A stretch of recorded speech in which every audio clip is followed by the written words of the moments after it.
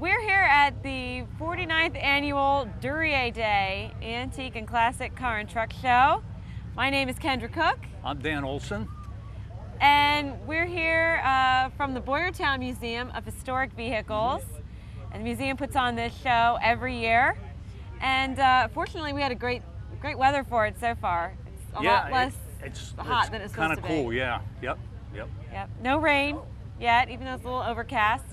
And I have no idea how many cars and trucks we have here now, but I was looking at the pre-registration a few weeks ago, and I was thinking there might have been 250, 300, but that was from a few weeks ago, and I'm sure there's a lot more here, and there's a lot more who did not pre-register, who have been coming in. They're right behind us, if you can see behind us there. There's a lot of cars. They're still cruising in here. Yeah, so we're going to sort of take you on a tour, I guess, of the show. Pick out some cars and their owners, and we'll talk to them a little bit, get their stories behind their cars, and just give you a kind of a little inside look maybe at Duryea Day. And it's kind of cool because every owner you talk to has a story about their car, whether it's the color of the paint or the original air in the spare tires or who they bought it from. There's a lot of interesting stories. Hopefully we'll unearth some of them as we walk around the museum or walk around the show field today. So this is a great event, and it's always the Saturday of Labor Day weekend, and I think you'll probably, as you'll see a lot of families here, and just a lot of people enjoying a day out, and really a family-friendly and inexpensive way to spend your day, and you get to see lots of neat stuff while you're here. Yep. Kendra and I were talking earlier before we went on camera here about some of the oddball cars we see, oddball vehicles, because we got trucks and motorcycles also, but there's all sorts of things, not just your straight antique cars, it's not just straight rods, it's just a mixture of everything. And so we're going to be talking to, for instance, an owner of a World War II half-track later, so that's pretty interesting. Yeah, I think one of the neat things about this show is we don't have a year limit or anything like that. You can bring whatever you want to bring. Right. And it can be as modified or it can be as original as you want it to be. We don't have restrictions on any of that. So you're going to get a huge variety of stuff here. Yep. Yes. That's one of the things I think that makes it so neat. So yeah, so hopefully we'll catch up with some of those people, and we'll go take a look around the park. Yes, okay. See you later.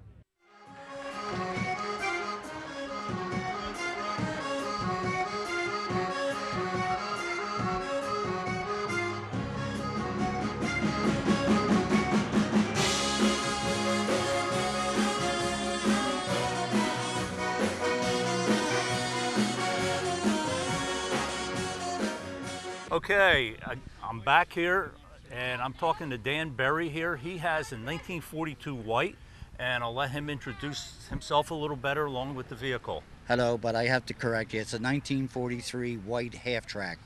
It's an M4A1, which means it's a weapon carrier. It would handle rockets, and also it would have two 30 caliber machine guns, 150, and a 37mm anti-tank cannon, which sits on the back of the truck right now. Okay. Yeah, I noticed there is a lot of weaponry on there, and I guess you don't have them working. I mean. Well, no, I'm not allowed, according to law, to have anything that has the original firing mechanisms in them. But my cannon has a 12-gauge shotgun barrel welded in there, and I can make fire and smoke out of it. Okay. You know, if we need it. Okay. Now, where does one get a half-track? Well, this half-track, fought its last battle in the Battle of the Bulge, and when the Germans gave up, it was shipped to the West Coast to go over to the Pacific War. And because of the war being ended so soon, these vehicles were sold to the general public in 1950 to 55.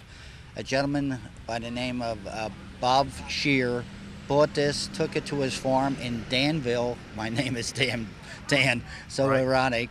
and he put it in 18 motion pictures. And when he got tired of doing that, and he put it up for sale, I went out to his ranch on 205 and I bought it, and I trucked it home here to Philadelphia, restored it, and brought it back to its original shape as it was back in 1943. So what were some of the films it was in? It was in Saving Private Ryan, We Were Soldiers, A Bridge Too Far, War Years. Hold it. Let me get the list on the board. Go ahead. Okay.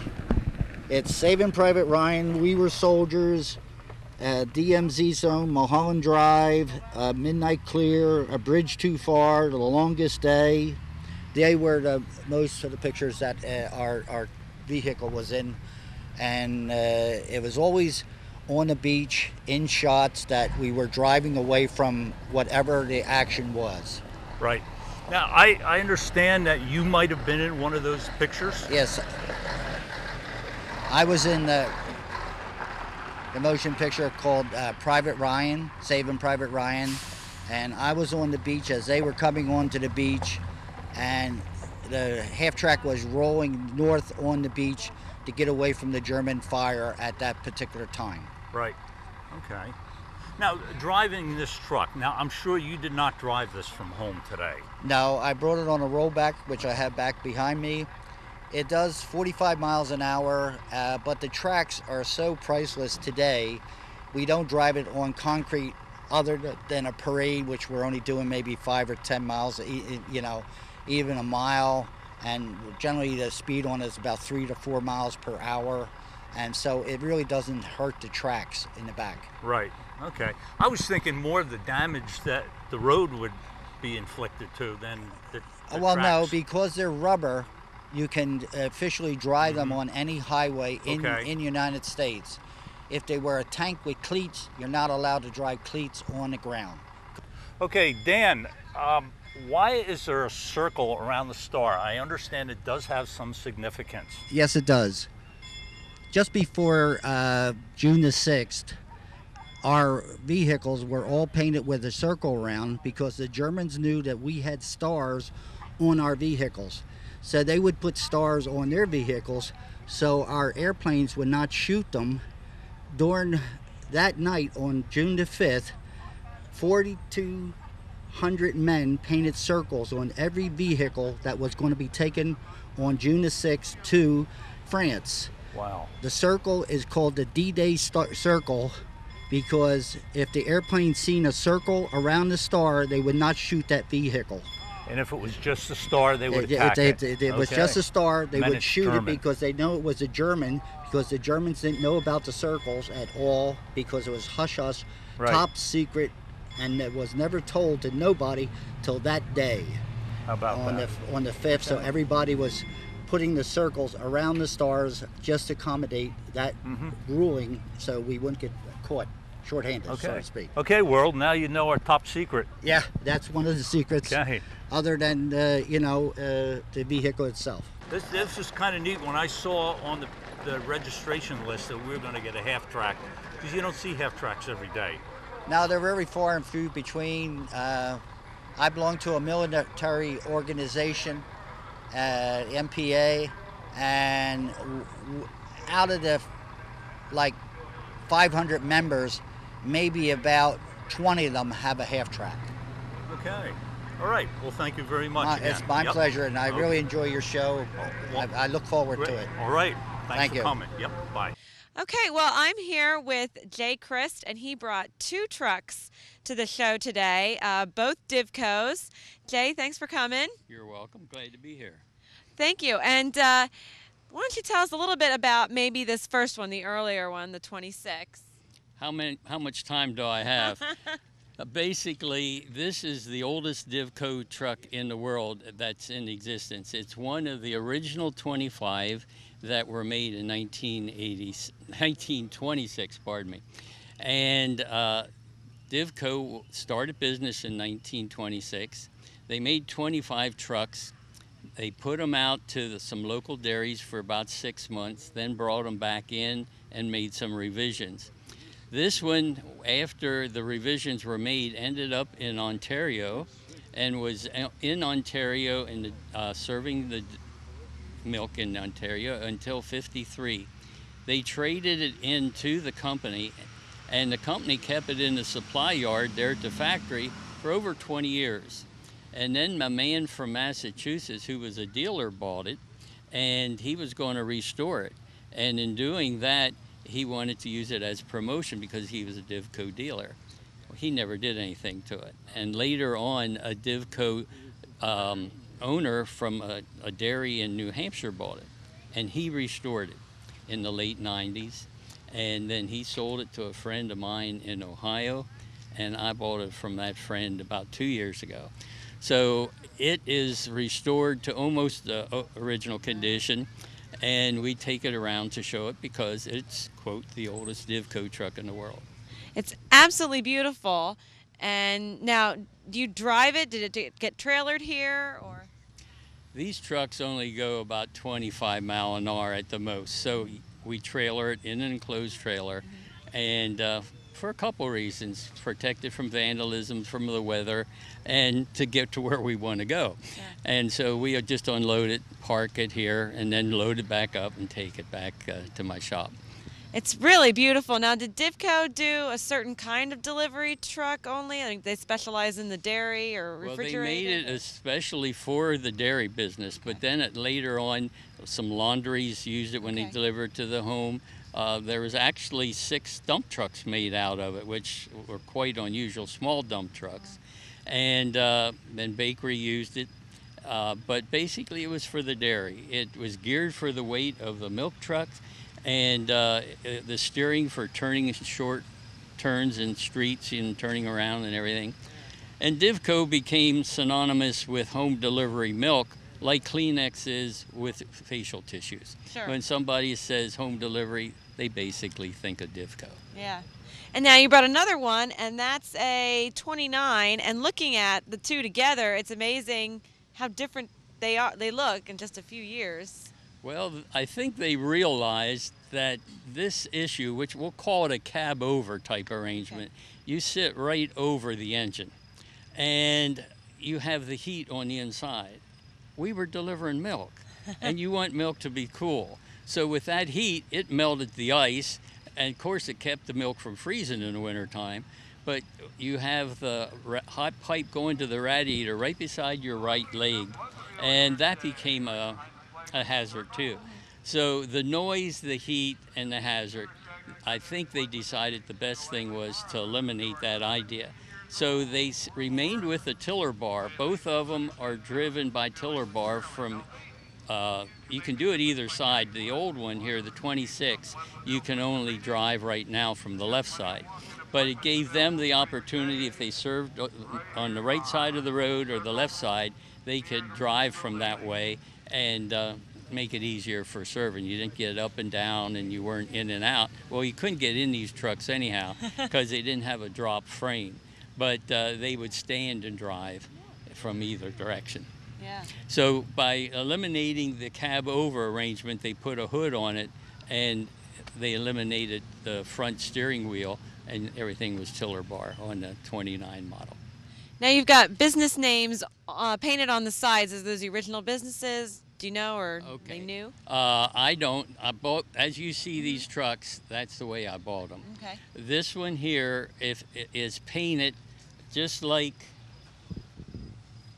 the original brochure did. It has Divco Detroit. Well, no, I'm sorry, that's the wrong one. This is the one here.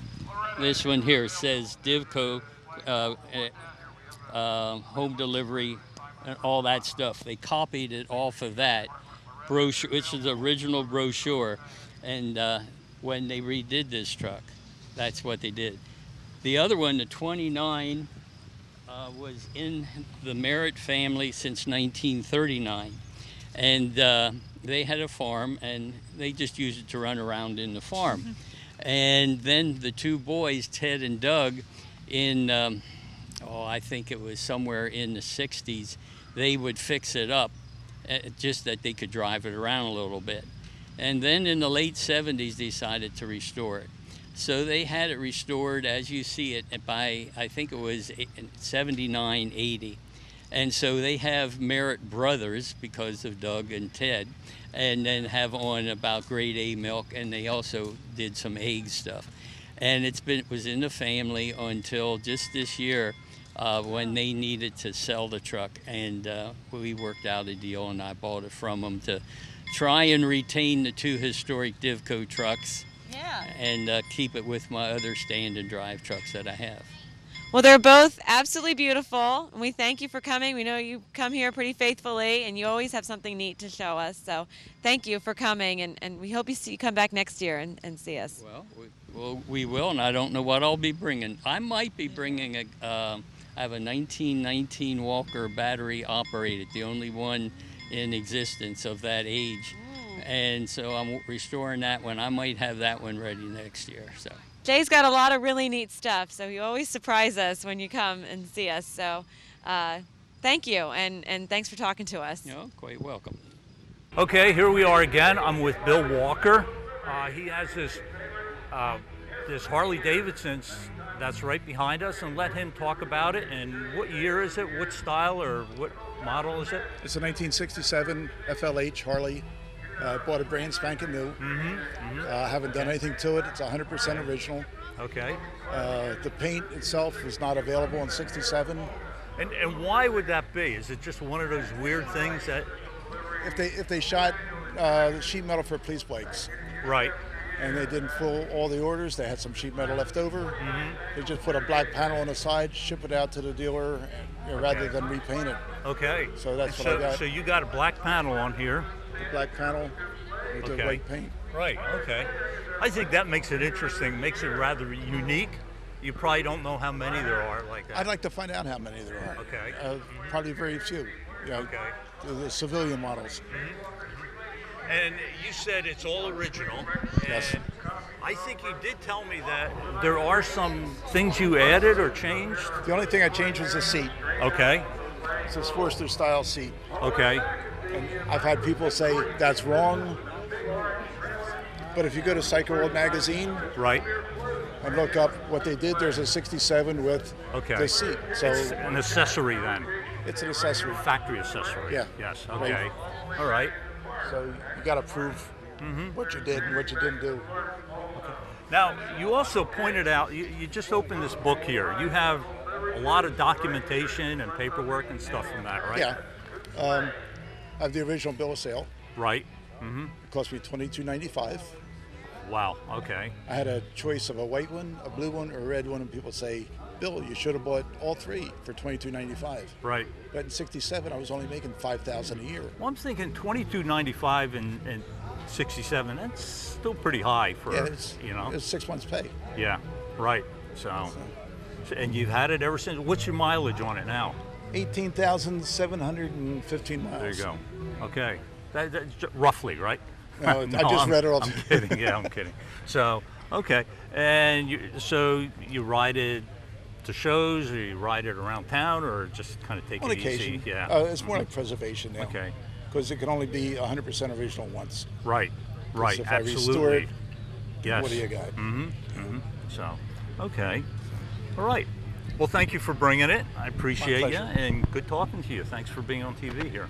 Hi, I'm here with Loretta Wolf, and she's the operations manager for the Boyertown Museum. So she has a lot to do with planning this event every year. Hi, Loretta. Thanks for being here. Thanks for having me. Now, if you don't mind, just tell us a little bit about Duryea Day, what people at home can expect if they haven't been here before. Well, you'd see lots of cars that span time from the brass era, which is from the turn of the last century, all through modern cars. And you'll see all sorts from hot rods to perfectly preserved cars, and some really unusual ones too. Yeah, I know we've been noticing some really unusual things coming through the gate today. And, this event is usually, rain or shine, correct? Rain or shine. And, people can pre-register their cars. They can come the day of. And what about the show really appeals to you, I guess, since you're the one that has to, kind of look at it from a behind-the-scenes perspective, what about it appeals to you? Well, I think the educational perspective where the kids can really get to see how transportation started. You'll see the cars that, were crank start and didn't have any amenities whatsoever, and they really learned to see, how the progress of time impacted the cars. Now, this is the 49th annual, so next year's the 50th. Anything big planned for our 50th coming up? We have a lot in the works. Nothing we can talk about yet, but there are a lot of great surprises on the way.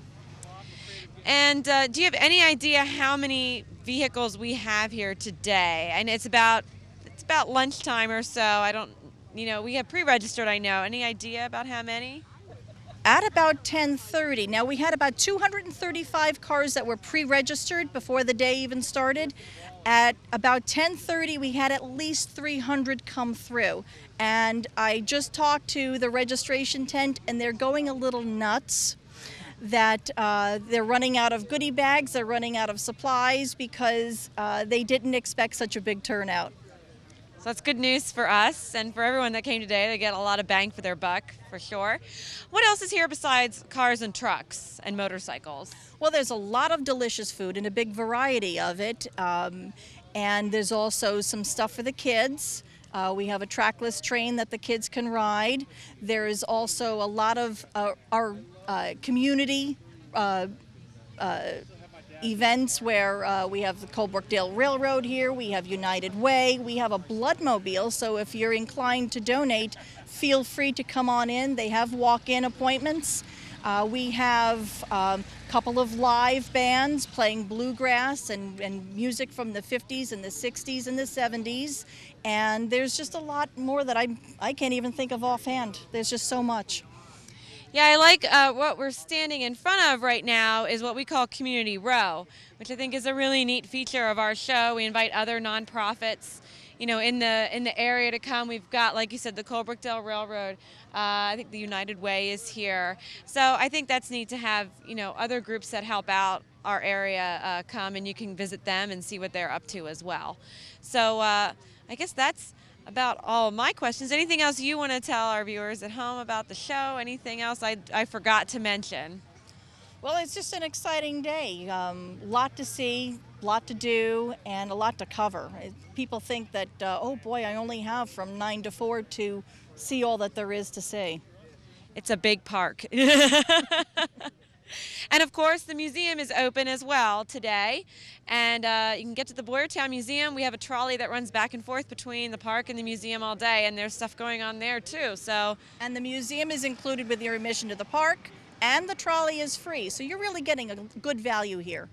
And now it's air conditioned. Now on a day like today, that's not a big deal, but if it's one of those hot days, you got a nice break, you can go over there and spend some time in the AC. So, well, thank you, Loretta, and we look forward. We've only just started to chip away at the show here today, so we're looking forward to digging a little deeper. So thank you. Okay, we're back again. I'm with Neil here, and he has a 1917 Dodge Touring car. And tell us a little bit about this car. Well, in 1999, I went shopping for bricks, got talking to the guy that had the brick company, and he told me about a car that he started to restore and then lost interest and was planning to sell it. And this is it. And this is it. A week later, I talked to the wife and said, I want to go take a look at that car. And a week later, I went and bought it. Okay. Now, I was just looking at some pictures of this, and it looked pretty rough. And there were some places, the picture she showed me, it looked like Swiss cheese, the sheet metal. And you restored this in how long of a time again? Yeah, it took me about 1 year. Yeah. Of course, I was retired at the time, so. Well, are you ever retired though? But you kind of told me it was interesting. You put the car together, right? And then you drove it around for a summer? Right, drove it around that summer to see what was wrong with it. Right. And discovered things like the water pump were leaking.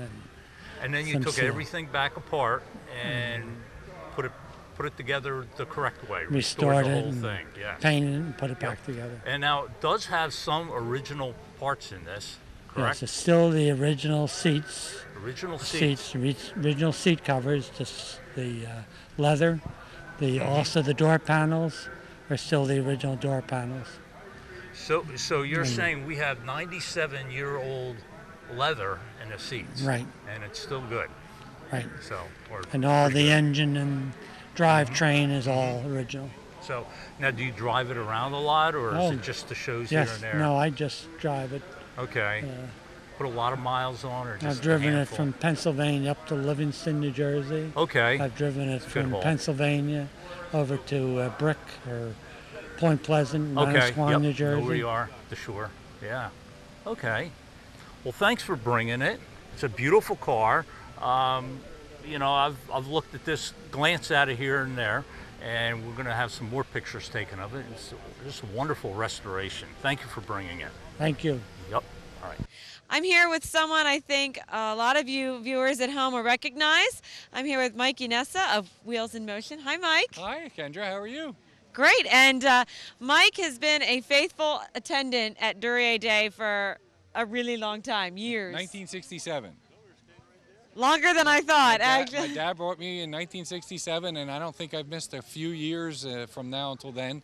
I've had these vending spots for about 20 years, but I've been here in one way or another with a car as a kid, and it was always a tradition to come to Duryea Day, and I've kept it up all these years, and I love it. And this is a beautiful day. It's not too hot today, and I don't know. It looks like a record crowd for cars. I mean, there's a lot of cars here today. We just talked to the operations manager from the museum, and I think she told us that at about 10:30 they were already running out of the things that we give, you know, the giveaways for the cars, and we had about 500 of those. 500, so wow. we're over 500 then. Wow. Yeah, we had a great turnout today. So, and you really go above and beyond because you always bring more than one thing. Yep. And you brought 3 things today. What did you bring for us? I bought this one. I just got this a couple weeks ago. It's a 1956 Chevy sedan delivery. It's a little bit of a hot rod. It's not original. And always wanted one. Came from down south. It's not rusty underneath. And it's just a cool car. And then I brought my 59 Impala. That's all original, unrestored, 34,000 miles. I remember when I was a kid, I used to ride my bicycle by the gas station I used to sit at. And for 16 years, I chased this car until I finally bought it. And that's here today. And then my son, Nick, I bought that red 61 Impala down there in 1999. And my son, Nick, bugged me until I finally sold it to him. And he's owned it since about 2002. So we have 56, 59, and 61, little different. Each one of them are a little different in their own way. So that's what we bought this year. And every year we either bring a car we're working on or bring a car that we've touched. And Wheels in Motion, my shop is at 525 East High Street in Pottstown. And I also do a car show on PCTV called Car Stories. And because every car has a story. I mean, that story on that car is just unbelievable. So that's a little bit of what I do here at Duryea Day. Now, we've been learning that today, too. Every car has a story. It does. Now you told me this one is unbelievable, so now you got to tell it because you've teased us, so now. Right. This one here, the 59, yeah.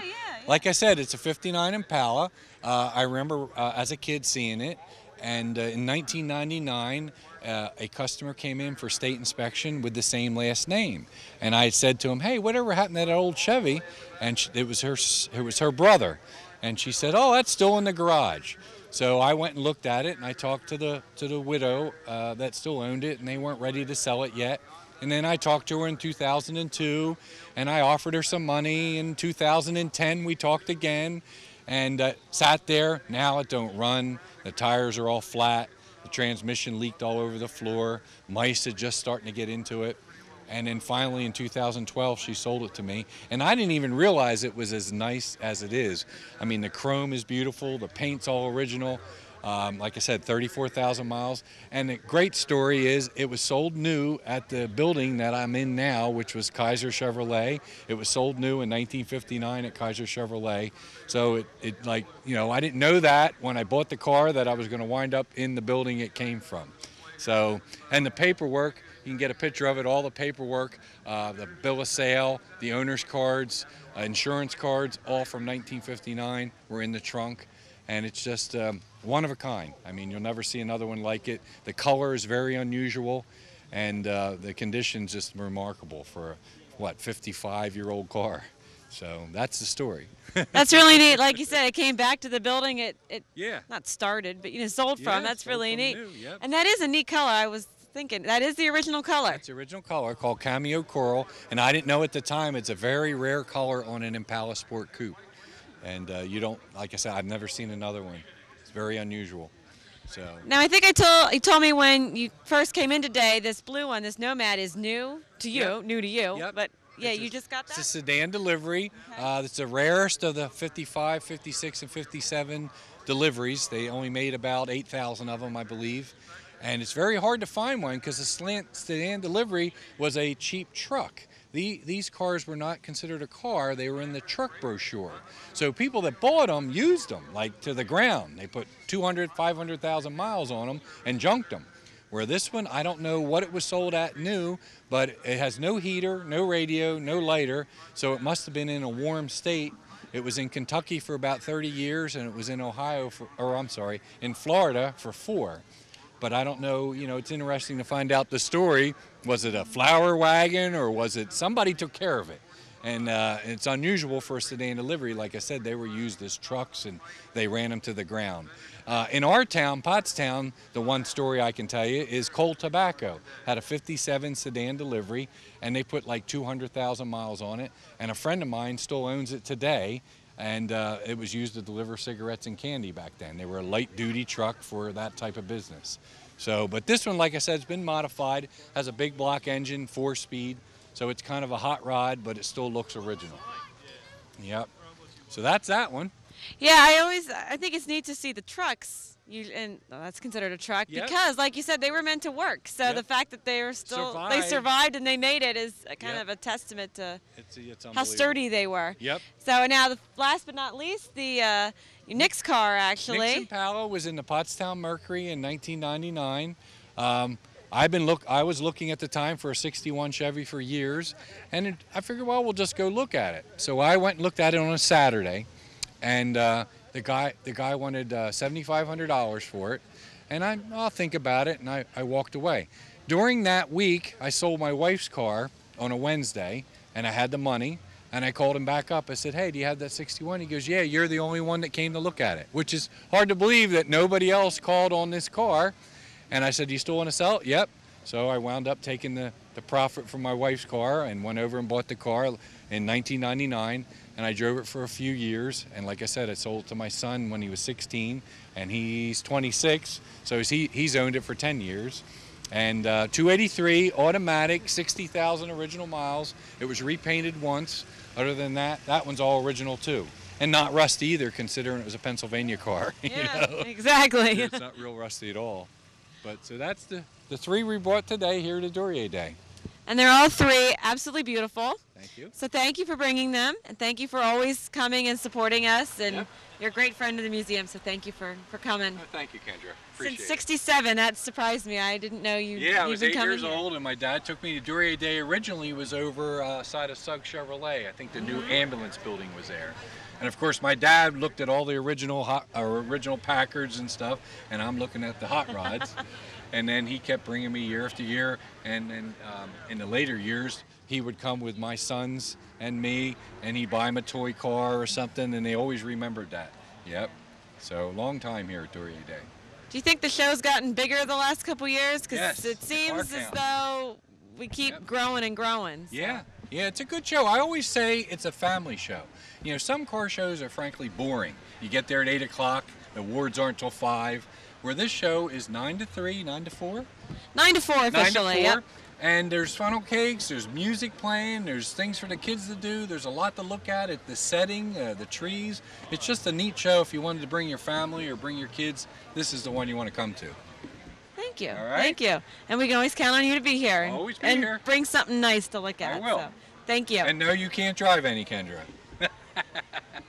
Hi, I have Pete Radford here, and we have his Crosley here, and I'll let him talk about it and what year it is and what model and how rare it is. Go ahead. It's a 1942 Crosley Liberty sedan. They only built 30 cars before World War II that had the steel roof on them. All the rest of the cars were soft top cars. Okay. Liberty, part of the patriotic thing, Correct. right? And I noticed the colors of it. We have a dark blue with a white roof, and the wheels are red. Right. So right. it's very patriotic. Yep. Now these are Crosleys, okay? A lot of people out there, surprisingly, have not heard of Crosleys. And what was unique about this car besides it being a Liberty and rare? Well, like Crosley, the size? Crosley was in business from 39 to 52. They produced about 90,000 cars total. Mm-hmm. This one is 9 foot 10 inches long, and all the pre-war cars were, and are all two-cylinder, air-cooled. This one happens to be 12.5 horsepower. It's with the big motor. Right, big motor, 12.5 horsepower. It's 38.5 cubic inches, and it's an opposed two-cylinder air-cooled. Okay. So. Yeah. And now Crosley also made other things besides cars, right? Well, he started in personal radios in the early 20s. That's how he made most of his money. Right. Radios cost $100. He figured out how to build one for $20. Right. So, and then he went into refrigerators and all kinds of appliances. Mm-hmm. And in '39, he started building, shut down half the appliance line, started building cars. Okay. And also, if I'm correct, he owned the Cincinnati Reds? Correct. He owned the Cincinnati yeah. Reds. That's how he got the name for Crosley Field. Correct. And he owned WLW, the radio station. Okay. It was the highest powered radio station before World War II. It was actually the Voice of America during World War II. Really? Okay. It was 50,000 kilowatts or whatever they call them. Okay. So it's not all cars. You're getting more information than just cars here. So and you have other Crosleys also. Yeah, we have. Go ahead. We have 10 that are finished. Okay, and you're restoring another quite rare one, right? Yeah, we're restoring a 41 pickup. There were only about 40 pre-war pickups built. Okay, so and hopefully you'll have it here next year, right? Hopefully, yes. Okay, good. Well, thanks for bringing this vehicle out, and we'll see other pictures of it. All right. Okay, thank you. Bye. Okay, well, I'm here with Ken Cavanaugh, and he brought a modified car, a hot rod here, or street rod. So what did you bring for us today? Today I drove a 1929 Model A pickup truck that we have had for 18 years. We bought it in 1996, so wow. We've had it quite a while. And now, did you make the street rod modifications, or did it come like that? We bought it pretty much as is, but okay. There were some details to it which were done by the original owner, but there was they just didn't bring out the unique features of the truck as much as we felt would be beneficial to it. So we added some further bells and whistles, had some pinstriping added, and added some other further minor modifications. But it's pretty much as we bought it, except for the minor details we've done. Yeah, I'm looking. The pinstriping on the fenders is really neat. It's really well done, looks like it to me, and the color is great. And yes, it's Hawaiian Orchid, which is a Cadillac color from several years ago. And I know this is a very distinctive car. I know I've noticed you in past years driving through because of the color. It is so bright. You have been here before, right, to Duryea Day? Oh yes, we come virtually every week, every year, yeah. And we just love it here. We live in Pottstown, so it's a very easy drive for us. It's the closest one for us, and we just love to come here every Labor Day weekend. You know, we're out here in the ball field right now. We have some shaded areas of the park, but we also have unshaded, and you're right out here in the ball field, and there's lots of stuff out here keeping you company this year, it looks like. That's for sure. I don't know if I've ever seen it so crowded where the additional fields are also full of cars as well. I guess due to the relatively cool weather for this weekend, it has really drawn just a huge crowd. It's even bigger than usual this year. Yeah. Now, we knew beforehand that you were bringing this car, but I think you brought a second one too, right? Yes, we brought the other one, which is a 1957 Chevy Bel Air station wagon, which is parked right next to us. Right, okay. right. And that's also really nice. Did you do any work on that? We did most of that ourselves. We bought it basically out of a field, and you can imagine it was not in the best of shape when we bought it. It took a lot of body work to really get it to where it is, plus all the redoing the interior. We didn't do the interior ourselves. We had a fellow in Pottstown do that. But all the exterior work we did ourselves, and we've had that car even longer. We've had it about 25 years. It's neat. They're both so different. Oh yeah. You know. Yeah. The street rod is very cramped and. Yeah. And I can only drive it probably about 45 minutes at a time, and I have to get out and stretch my legs. Really? Because even for me, and I'm not the biggest person in the world, it's even tight for me. So. You surely don't have that problem with the station wagon. Oh, no. If we're going on a long trip, and we do a couple shows down in Maryland, I'll take the 57 to that, just because it's so big and so comfortable, and you can stretch out so well. I was going to ask, do you take them on longer, or the station wagon on longer trips? So it's a nice ride, and oh yeah, very comfortable. And the 57 is really rides well, and it has a 283 Chevy in it, and it powers up the hills and like that, and it's a very comfortable ride. Well, thank you for bringing them both. That's wonderful, and we hope you come back next year again. You're welcome. I certainly will. Wonderful. Thank you. Okay, hi again. This is Dave Leon here with his car, 1910 Rio, and why don't you tell us a little bit about your car? Well, it's a Model R. I've owned it now for 27 years. It took me 25 years to restore it. It's a 4-cylinder car, 230-some cubic inches, 35 horsepower, 3-speed transmission with reverse, and it's the first year they had a 4-cylinder car. Wow, okay. Up until then, they were 1- and 2-cylinder. And this definitely, as you can see, is a brass era car. There's loads of brass on this. It's a true horseless carriage, and it takes me about 12 hours to polish the brass. Really? What do you polish it with? I use a German product called Semichrome. Ah, okay, yep, that's good. I'm familiar with that. There's a little plug there, I guess. Yeah. So, Mother's is good too. Yeah. Do you travel a lot in it, or do you drive it a lot, I should say? I drive it a lot around the neighborhood, and Okay. I've driven it to local shows. Now, how far are you from here? Did you drive it here? Or No, I trailered it here Okay. because you leave here around 4 o'clock. Traffic doesn't like you to be driving 30, 35 miles an hour. And I noticed standing here, I don't know if you can see this with the camera right now, but those tires are huge. You know, they're, what are they, 35, 36? 36 by 4.5 Yeah. tire, and the wheel itself is 27 inch. That's big tires, big wheels. So, and did you do the restoration yourself? I did about 60% of it. Okay. All right. I did the body work, the wheels, the chassis. I had help with the engine. The upholstery was done by Ed Patton in Narvon, PA. They also, Reinhold's Restorations helped me with the wheels. Familiar with them.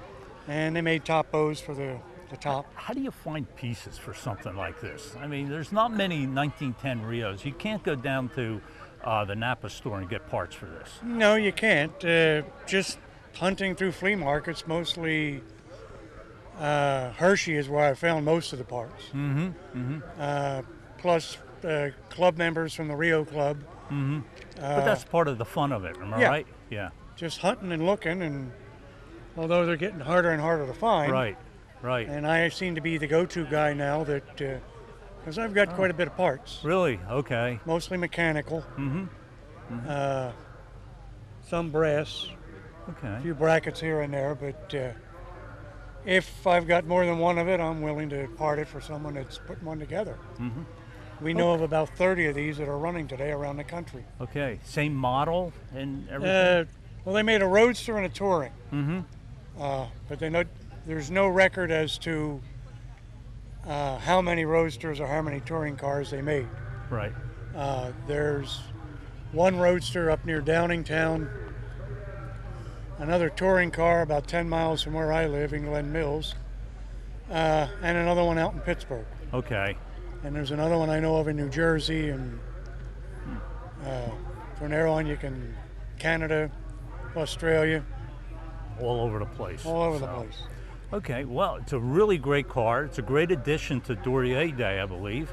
And thank you for bringing it. Oh, you're welcome. I'm enjoying it. Okay. Okay, now I'm here with James Speece, and he's got for us what he says a work in progress. So please tell us about your car. I think it looks great anyway, but go ahead. Thank you. It's a 70.5 Camaro. It's a small block, 350. It's got a 5-speed Tremec in it. 308 gears, get some good gas mileage, posi, but it's a work in progress. So we just picked it up last summer, just got the motor in it, got her running. Didn't really do anything but put 2 seats in the dash in it, just to work out all the mechanicals. You know, and that's what it is.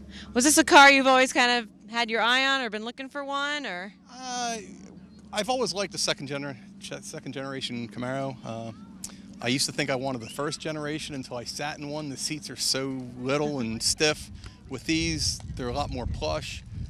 Just a nice driver. I put 4-wheel disc brakes on it. Get 17, 18 miles to the gallon. It's a nice driver. Yeah. So, yeah. It looks good, and you know, we're happy to have it here. It looks like you got the primer on it right now. So, what color are you looking for eventually? Probably go with red, black stripes. Yeah. It's hard to say. I mean, it's going to be a couple years down the road. Right now, I picked up a '69 Mach 1, a Super Cobra Jet, and I just wanted I had to sell. I had another '69, and I had to sell that to pick up to get this other one going. So I just got this going so we can go to car shows with it. Yeah. That's why I don't want to put any more money into it until we can, until we can get the other one going. That's the one that's something. Yeah. So you wanted a driver, a nice thing to drive around. Just wanted to get to the car shows. My wife has Speece Insurance. She does a lot of car shows. We're out there. If you see me, hell, you know who we are. You see us. But no, she does classic car insurance, and we hit 60, 70 car shows a year. Wow. So I had to get something running so we could get to the shows.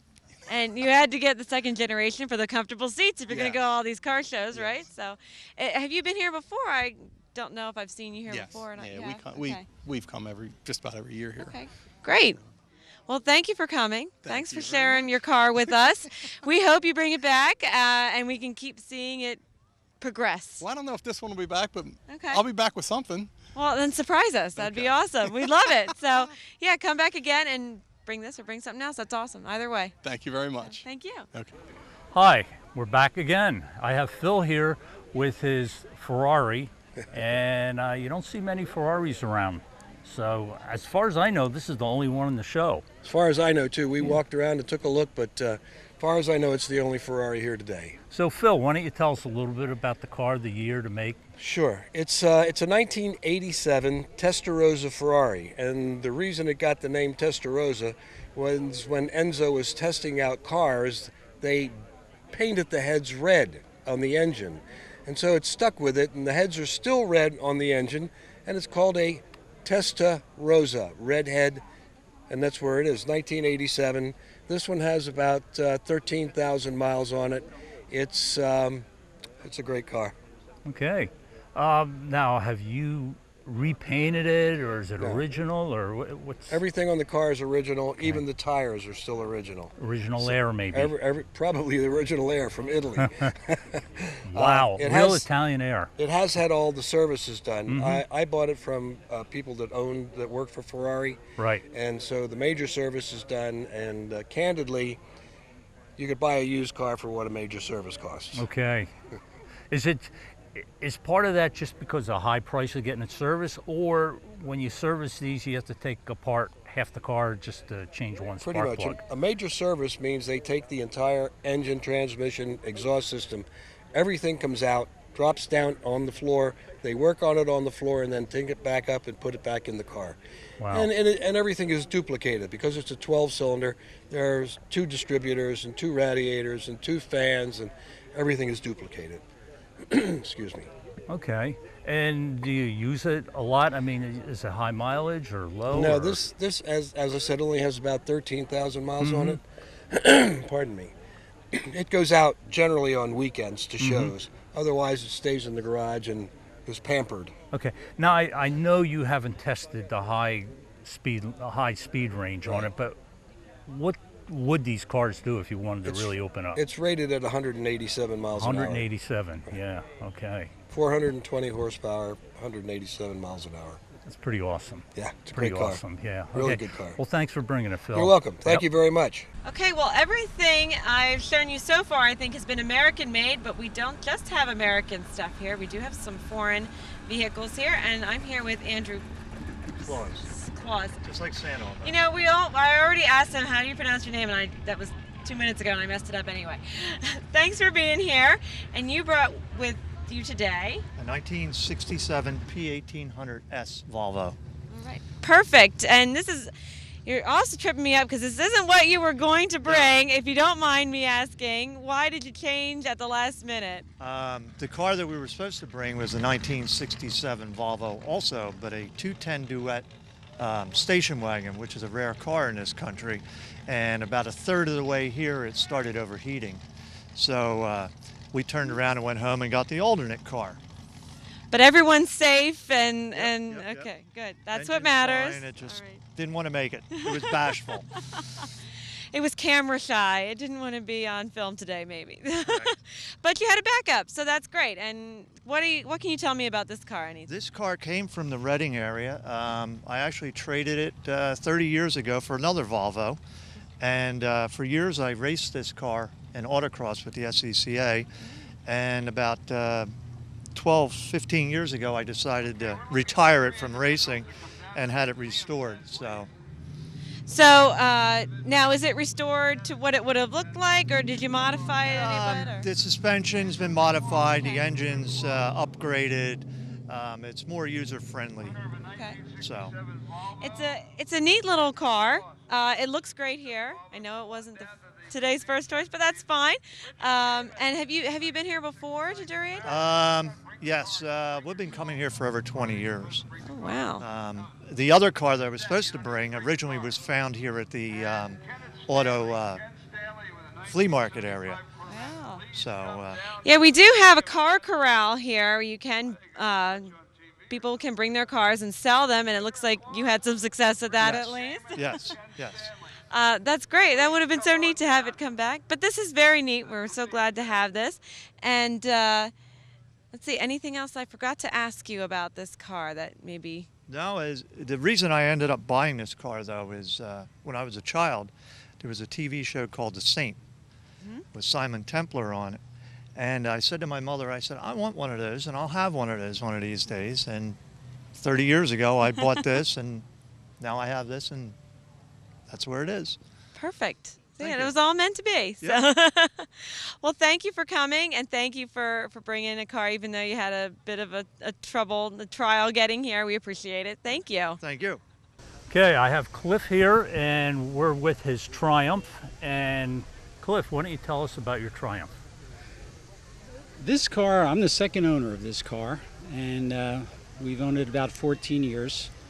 It did not have a complete restoration. It had a repaint, had a new interior, which I did over a few years.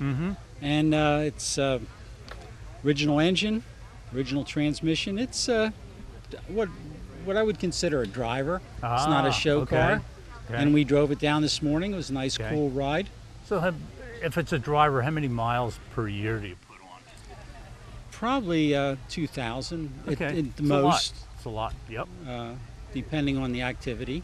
Drives nicely. It does drive nice. It has biased tires, which is what they equipped these cars with in 1961. Okay. It wants to track a little bit. If I put radials on, it would handle much better, but it would be kind of non-authentic. You know? Right. Okay. So pretty cool car. I'm thinking, it's a sports car. Mountain roads and that kind of stuff, twisty roads. Yeah, it's that great. what it's Great there? to drive in Berks Okay. County roads. Yes. Okay. Well. I wanted to show you something, Dan. Oh, go ahead. This I don't know if you've ever seen this, but you can get these from the British motor industry. Okay. It tells what the car was equipped with,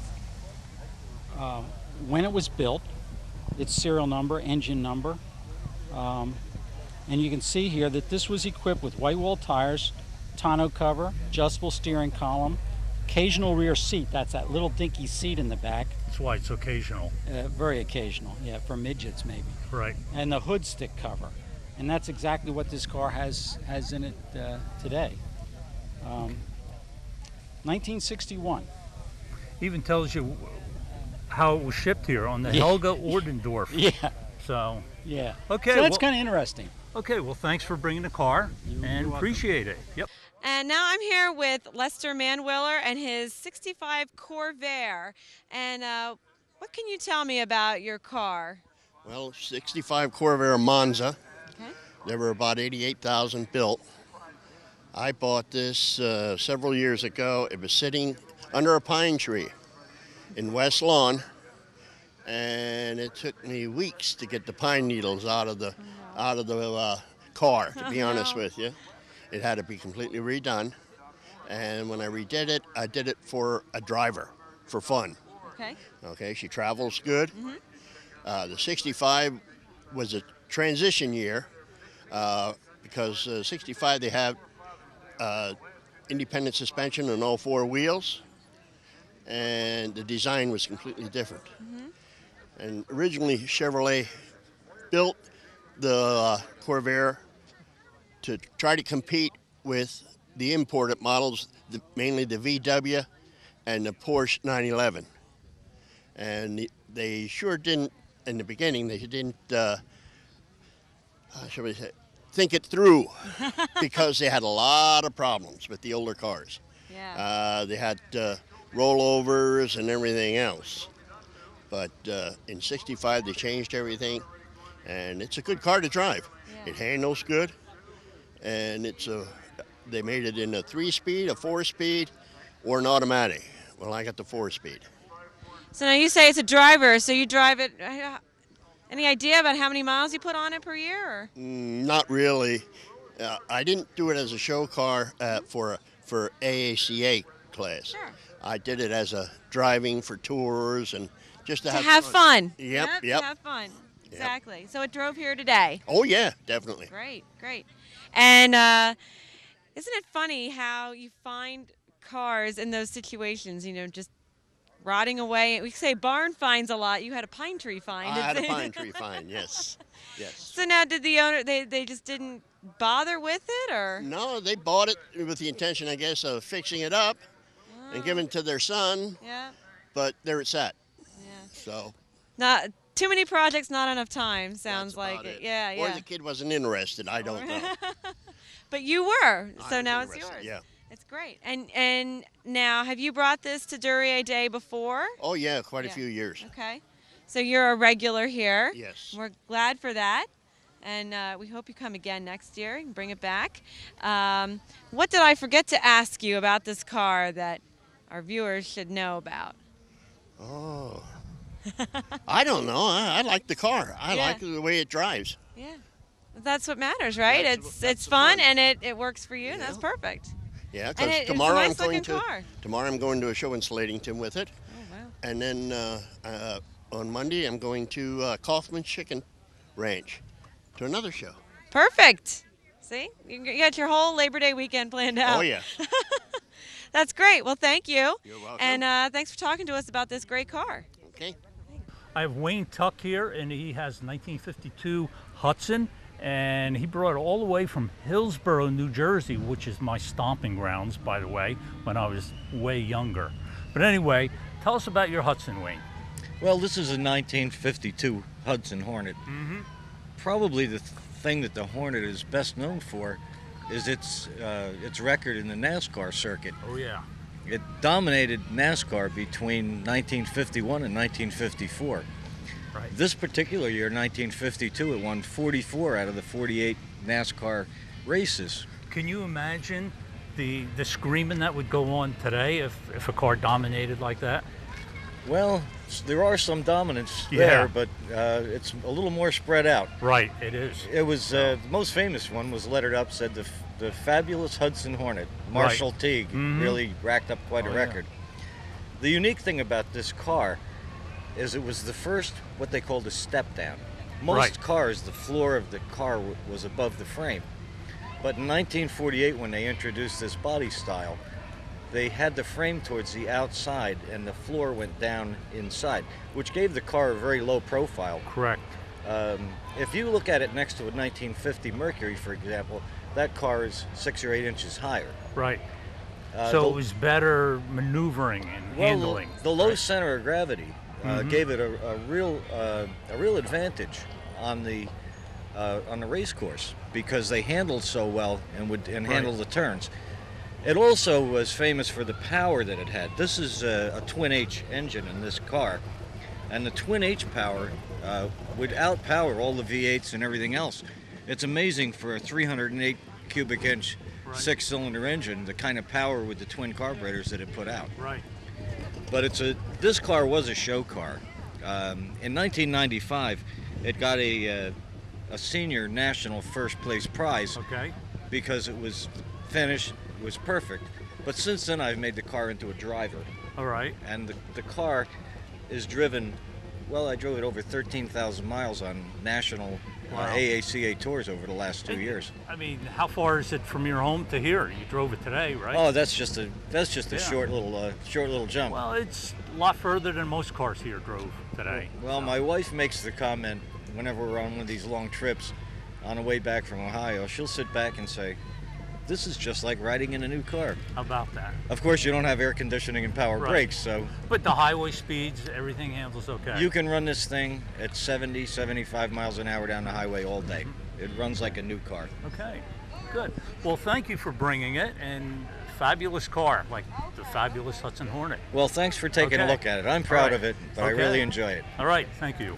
All right, well, now I'm here with Kenneth Stanley, and he brought us a 1975 Corvette. What can you tell us about your car? It's beautiful, by the way. Well, thank you. It's the last year they made the convertible. They made less than 5,000 convertibles in '75. It's first year for the electronic tachometer. It's the first year they put kilometers on the speedometer.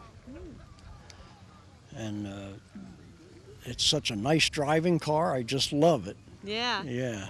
And how long have you had it? I've had it now about 3 years. Okay. And so you drive it around to a lot of shows, or? My wife and I go to a lot of different shows, yes. Yeah.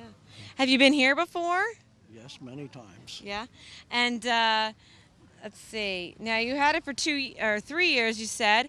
Was this something you've been looking out to buy for a while, or did it just catch your eye spontaneously? Or? I started coming here. I had a '33 Chevy. Mm-hmm. I sold the Chevy. I bought a '57 Ford. Had that 12 years. Came here with it near every year. And then I sold the Ford and I bought the Corvette. And now I've had it for 2 years, 3 years. It's absolutely beautiful. Did you do any work to it? It kind of much looked like this when you got it. I've had some work done to it, yeah. I've had the paint touched up and different mechanical work done to it. But it's fun to drive, and that's what matters, right? I love it. Yeah.